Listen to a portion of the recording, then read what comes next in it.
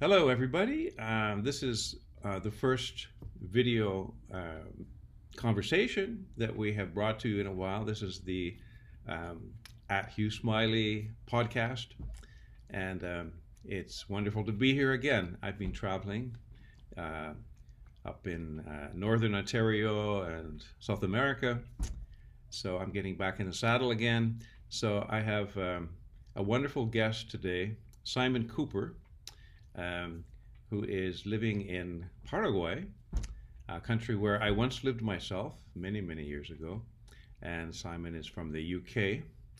And we're just going to talk today about Simon's life living in Paraguay and the life there, the lifestyle, the people, the geography, and what Simon's doing to survive in a land far from home. So, Simon, do you want to say hi? Hi there. Yeah, as you said. Yeah, I'm Simon, originally from the UK, and I've been out here now in the Paraguayan countryside 20 plus years. So this is very much my home these days. Right. What was it that originally took you to Paraguay, Simon? Well, it was just fate, really. I had a job that was ceasing to be in England. I wanted to just get away and rethink my plans for the future. Saw a little advert to come and teach English in the Paraguayan countryside, and that seemed the ideal place to go. And 2 years doing that, Paraguay seemed to be somewhere that I was at least prepared to give it a try and see if I could live here. And this is the result. Well, that's amazing. How many years? 22 I've been here now. 22 years. Yeah. Yeah. So I've passed through the UK very briefly, but Mm. here in Canada we see so many movies and TV. And I subscribe to BritBox, British Mysteries, and so on. So I have a good sense of what Britain looks like in the UK. It's so different in many ways than Paraguay. But I'm wondering, sort of, maybe you could just share with our viewers the things that sort of remind you of home. Maybe some things are similar, the countryside, the people, and some things are very, very different. So I think it would be interesting for people because Paraguay, the, the the central part of South America, is not really an area that most people visit on the tourist itineraries, right? So this could be a bit Yeah. of Well, culture and geography lesson. well, very much. There is actually not a lot similar between Paraguay and England, and that's all part of the fun. That was all part of the challenge. If you, I there's no I didn't want to half do things. If I'm going to go somewhere new, it was an unexplored, undiscovered country. There was no guidebook, and so I've come out here. Yes, whereas England doesn't get very warm here. It's been 40 degrees for a while, and life is a lot slower. The people have got more time for everybody. People are more friendly. It's very much a stepping back into the past sort of land. Mm. Very rural still, lots and lots of green spaces, and it's just a nice place to be. And the people are very friendly. They've got a very individual culture because Paraguay, since independence, has very much been itself. So its culture is the Paraguayan culture rather than a version of South American culture. So there've been lots of interesting things to discover, lots of nice scenery. I'm I'm up in the hills myself, so I've got upland country all around, and it's yeah, nice place to be, but completely different to England, which is all Mhm. to me that's all part of the fun. Yeah, the well, in a way, Paraguay is kind of exotic because Mm. I visited a few times. I lived there back in 1975 to 1980, a long time ago. But I've been back for one, two, three, four or five visits, including this year. And you were kind enough. We just met online. I forget how exactly, but uh, I saw something maybe you had on Facebook, a picture of Paraguay, and we connected. And you found me a place to rent. I went down for a visit this past September and October, and you found me a house to rent on a beautiful stream, and in just a couple of kilometers, I guess, from Yeah. your property. And I Mm. walked down there one day to see where you live, and it's really beautiful. There are hills in the distance, and I guess another stream down in the valley.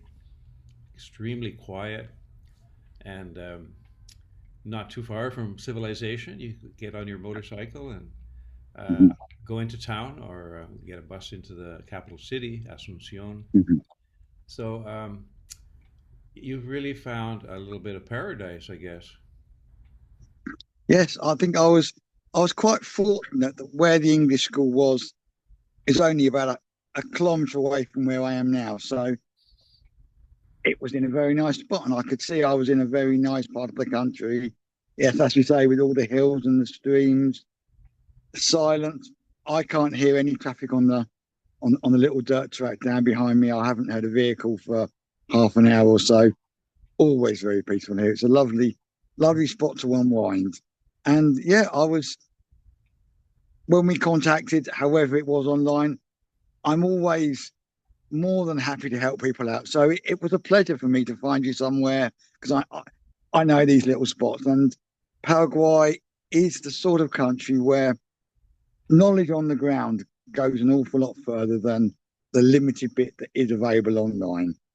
So Hmm. it was great that I was able to find a nice little house on a nice little stream and in my bit of countryside. Yeah, yeah, and we got together a few times and enjoyed Mm, a very popular beverage, which is called yep. tereré, and Hmm. people may have heard of yerba mate, which is common in Argentina and Uruguay, southern Brazil, and in Paraguay too. Like early in the morning when it's still a bit cooler, people will drink the yerba mate with a metal straw. But as you were saying, it's summer down there now, the opposite of the northern hemisphere. Mm. So it's been 40 degrees centigrade every day lately. Yes, Wow. yes, yes. I That's on Yeah, and on that, you said I'm not far from civilization. At the beginning of the week, I went into Assumption to talk to somebody who'd also contacted me online. So that was 3 hours each way on an old bus with no air conditioning in 40 degrees of heat. yeah, But I'm used to it. it It was commutes it was back and far forth. better for me to go there than him to come out to here. Yeah, yeah. Well, I'm just curious. Like when you arrived there 22 Mm, years ago, you were a little bit younger, yes. and you had a goal or a vision to teach English in Mm. the Paraguayan countryside. So tell us a little bit about that. I mean, you didn't speak Spanish, I suppose, or No, Guarani, which is no, local. How did you make out? no. When I came out, I spoke absolutely not a single word of Spanish. Hmm. But the way the English school was set up, it was an English lady who was married to a Paraguayan. She was an English teacher in one of the big schools in Assumption and wanted to set out a little school in the countryside. Her advert said, I want enthusiastic people, but I don't want experienced people. So she wanted people that were keen to throw themselves into it rather than proper teachers. And that was me. So I came out, I had no Spanish, but I'm quite good at, you know, making myself known by gestures. There's a lots of drawing pictures and things going on, but it really wasn't a problem. I got by, picked up Spanish bit by bit because and unfortunately I'm more of a maths and science person. So languages come to me slowly. So it very much benefited me that I wasn't expected to learn Spanish from day one and have just picked it up as I've gone along. And now I speak country Spanish, but it's perfectly good enough for Paraguay. Yeah, well, that's amazing. So there was one person then, that English woman, who was kind of Mm, your intermediary or your agent, and encouraged you to get started. mm. Yeah. Well, Yes, yes, she was in charge of the school. Yes. yeah. So, by the same token, perhaps Mm, we could introduce the viewers to your more recent endeavor um, to introduce foreigners to the Paraguayan countryside, people who may be yeah. thinking of moving to another country, buying a little property, retiring, um, Hmm. or even just visiting as a tourist, and you are sort of providing that service of being Yeah. a host or showing people around a little bit, orienting them, and helping them find a property if that's what they're interested in. Yeah. So, so in that same way, like say somebody from the UK or Canada or United States who's English Hmm. speaking, a lot of people also in Germany and those countries in Northern Europe speak English. So you could also be an intermediary for them to introduce them to Absolutely. Paraguay Yeah. and the culture and also the to tell Yeah. them what they would have to do legally, to get a visa and all that kind of thing. So Hmm. maybe you could just talk a little bit about your business, as it were. Yeah. Yeah.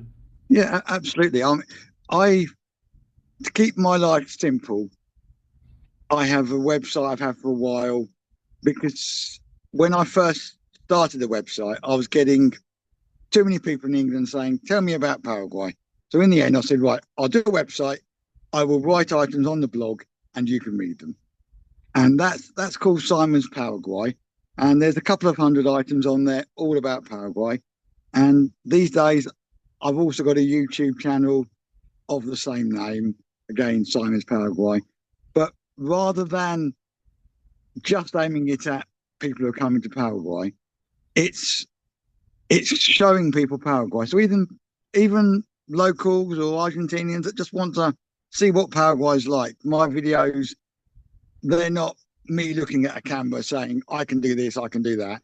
It's the camera showing this is a stream, this is what the town looks like, to actually show people the country rather than sell them the country. Then yes, as you say, I'm then more than happy to help anybody out with any guidance they need, even if it's just somebody says, I'm doing a geography project and I want to know a bit about Paraguay.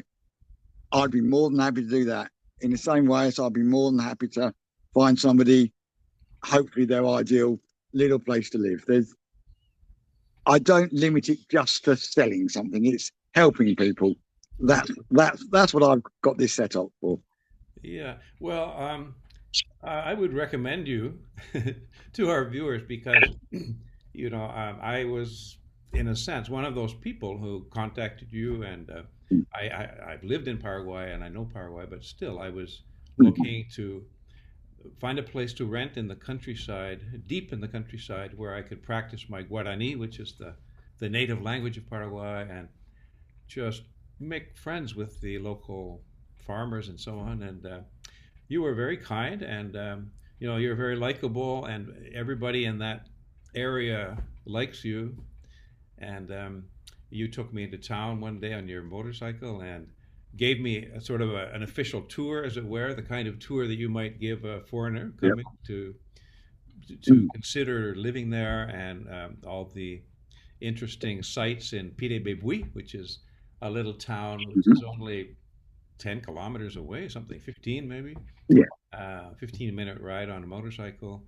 Beautiful little town with a river and a big, well, it's more than a swimming pool. It's actually the river is dammed up, and Yeah. in Makes a the hot lake. Yeah. months, wow, it Yeah. would be an amazing Yeah. place to go for a swim or picnic.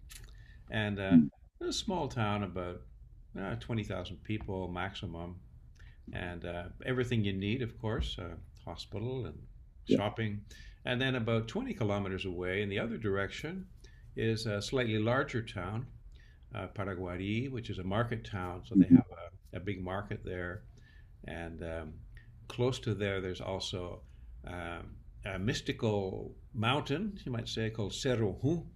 And on the other end of the mountain, it's like a long mountain, and at either end, there's a high point. And at the other end, there's a, a cave near the top, which I wasn't able to visit last time, but there's a story that in the Guarani, before the Spanish conquistadores arrived in Paraguay, like in every place in the world, the people had a spiritual teacher, like a prophet or a messenger from the Creator, who taught them prayers and cultivation of healing plants and uh, ethics, how to get along and things like that. Uh, and apparently, his last instructions to his disciples was up in that cave before he departed for the next world. And um, he left them with some prophecies regarding the future. But anyway, the area is just full of history, and talk about a little bit more, if you would, about the how Paraguay is different from other South American countries, because a lot of us up here in Canada, oh, well, South America, Mexico, Central America, they're all sort of Spanish speaking and Catholic and hot. So how is Paraguay Yeah, different? yeah, it is very different. They are Spanish speaking. The majority of the population are mixed native and Spanish blood. That's the most common. And because of how the country isolated itself back when it first became independent, its culture was saved. It wasn't affected so much by, say, Argentinian or Brazilian culture. So all the native traditional gods and spirits are still as relevant today to the local people as they were back then. Everybody knows all the medicinal plants. That part of the culture survived. They're a very musical people. They were musical before the Spanish arrived and were then given some instruments. So the harp they took on very much, and that has become the national instrument. So Paraguayan music isn't so much, well, the traditional music isn't so much the guitar driven type Mexican music. It's more harp music Mhm. with their national singing, with the dancing in the long Spanish skirts.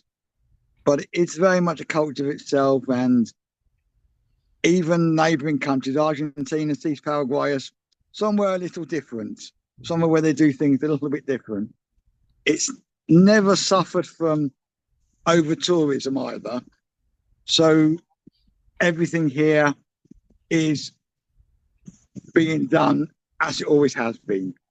Only in a posh restaurant show would you see the dance being put on. Other than that, a village festival, there will be the dancing, the singing, the music for the local population. Mhm. There's no, it's not adjusted for a tourist market because there are so few tourists. But at the same time, incredibly welcoming people. Mhm. And if I were to stumble onto a festival anywhere, I'd be invited. Mhm. I'd be told what was going on.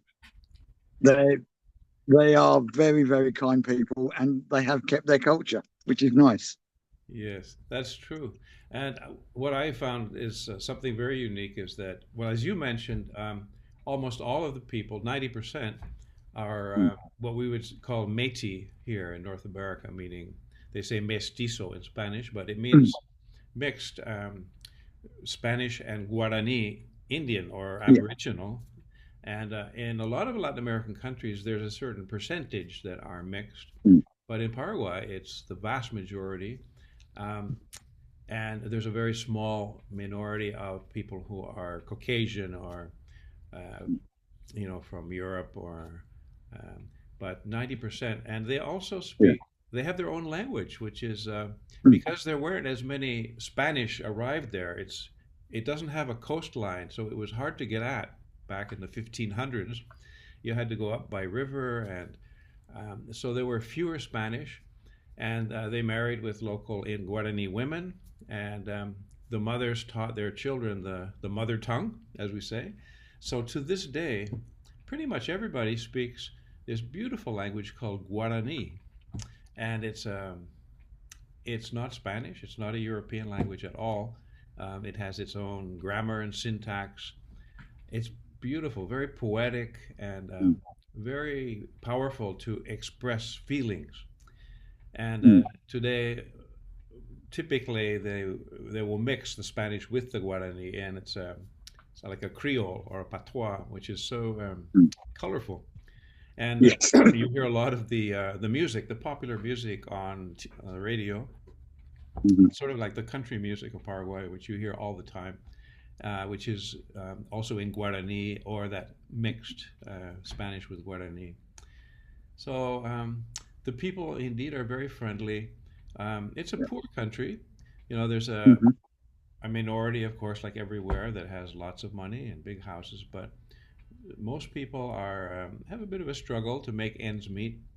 But and for that reason, it's very inexpensive to live there. Uh, Mm. and Absolutely. Yeah. there aren't too many tourists yet. It's growing a little bit, but it's I think what you say that you know you go into the countryside and you find still the sort of the typical life. I think there's even a few Yeah. places in the country they still use donkeys to Mm. cart things Many. around, you know, on I their farms. Yeah, Yeah.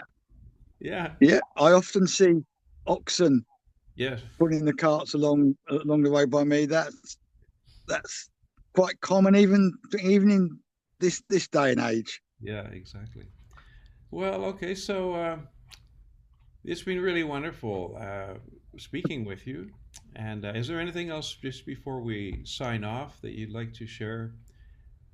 Or maybe you Um, could even take your phone and just show us a little bit of your back 40 yeah. here. Let's do that.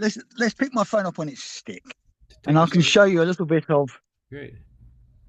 what the place looks like. So if I come down here, yeah, as you were saying, Yeah, I look out on the hillside. You should be able to. Can you see there now? yeah, yeah. Those are the hills I look out on, and it's well silence. This is the normal sound. I Uh-huh. can hear a few birds. I can hear a few insects. Yes. Nothing else. Uh, And just look how green. oh, yeah. Paraguay is a very, very green land. It's even greener than it's showing. When you're there in person, I've never seen grass and bushes so green, and then the earth is also a red color. So Yeah, it's like Christmas every day, red and green. indeed. Yeah, and it's all natural colours. There's so little in even in towns, the trees very often are outnumbering the houses. Yes. Now, Even the towns are very yeah, there's a lot of vegetation. Now, those lots bushes, of vegetation. Yeah, those bushes and trees around your house, you planted them all, yeah, correct? yeah. Well, I would say I've planted 2/3, and the rest have just self-seeded and Yeah, popped up in the fertile soil. right. Because So you have I've a got several. fairly, yeah, your property there is a fairly open area, so, but you've created a little bit Yes, it of is. Yeah, like yeah. Uh, a veg. Hmm. As you can see, behind my property, it's all Yeah. open grassland, open space. So off in the Nice distance, to have a those bit are of elbow room. a little elbow room, yeah. Off in the distance, it's hard to see but those are palm trees, right? Those are palm trees. Yeah, yeah, Yeah, there, you can see that. That's beautiful. Wow. yeah, yeah. Those are very common tree in this area. Well, thank you so much, Simon. And for the Oh, that's people, quite all right. I hope I've been of use. yeah, I hope I've been of interest. maybe in the future we'll have another little interview.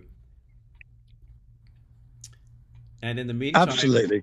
And as I mentioned, oh, oh dear. As as I mentioned, I enjoy sharing my thoughts and my knowledge with anybody on any subject, moving here or just wanting to know about the country. No question is too small.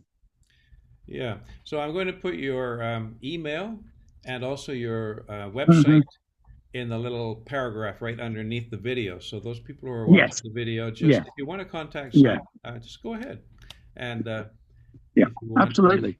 mhm. Okay, very good. Okay, brilliant. So have a wonderful day. Stay cool. Uh, drink some tereré And for I me. will, yes, I'll give it a go. Okay, thanks a lot. Okay, thank you very much. You Thank too, you. Simon. Bye. Bye bye. Okay.